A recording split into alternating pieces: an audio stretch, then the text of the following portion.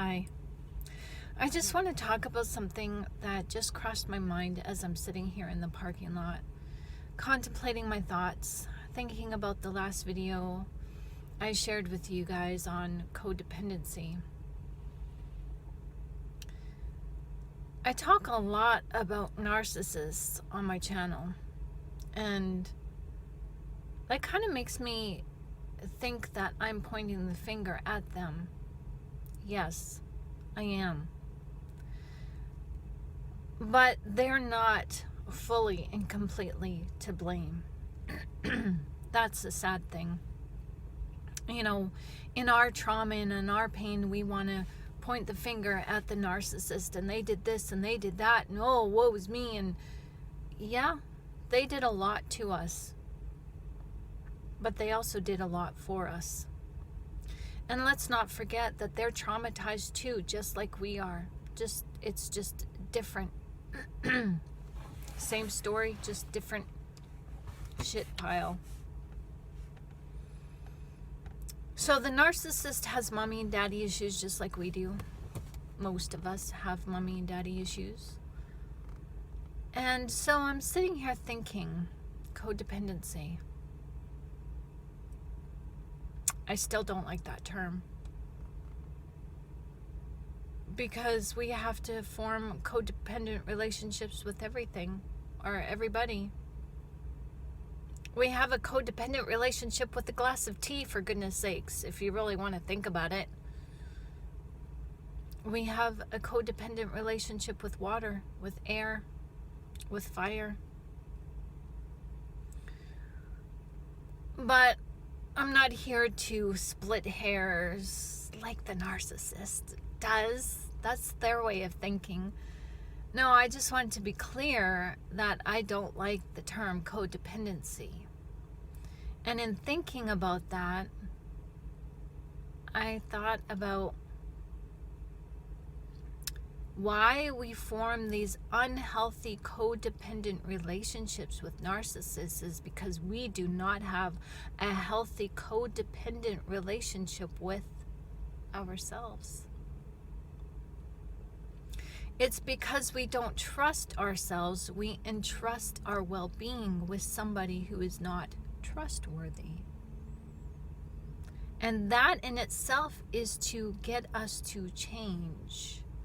The narcissist is in your life to rip you apart so that you can build yourself back up again.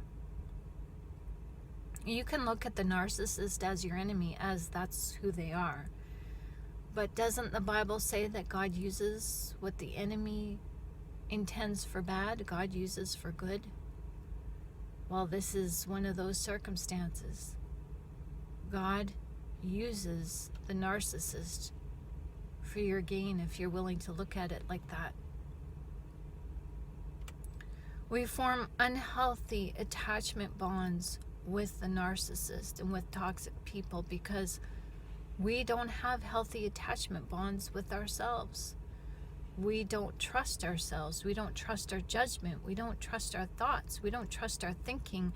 We don't trust our own capabilities. And so we entrust ourselves with somebody else who is irresponsible. All because we're irresponsible for taking care of ourselves.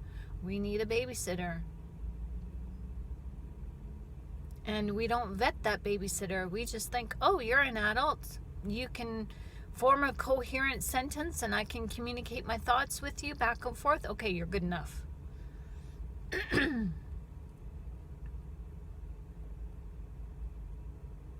We don't need an emotional babysitter. We need to become emotionally mature. You know, in the Bible, God says that if He can't trust you with little, He can't trust you with much. If God cannot trust you with your own heart, how is He going to trust you taking care of someone else's heart? And yet we go out into this world immature in our hearts, trying to take care of someone who is also immature in their hearts. It doesn't work. So it's time to grow up. It's time to form that codependent relationship with yourself. You know, I was thinking just moments ago how I remember what being in love feels like. You know, it feels so good at the start. It feels so brand new. It feels exciting. It feels exhilarating, where every fiber of your being just tingles with delight. And then that feeling fades and you wonder, am I in love? Am I in love with this person? Are they in love with me? Do they still have those tingly feelings? Those tingly feelings don't last. And here's why.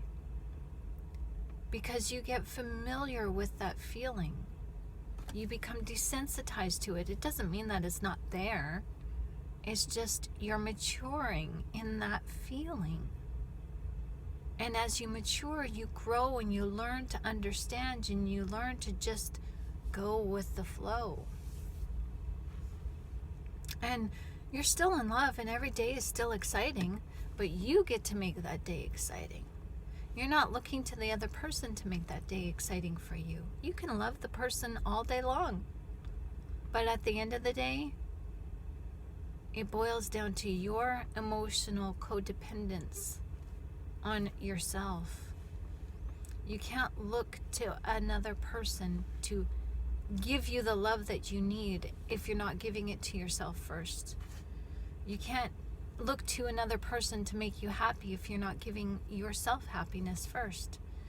Because that love that you're looking for on the outside, is always here on the inside. And that joyful, tingly feeling, you give that to yourself every moment of the day when you express your joy, when you express your happiness, when you express your delight just from being you and being alive and being self-expressive.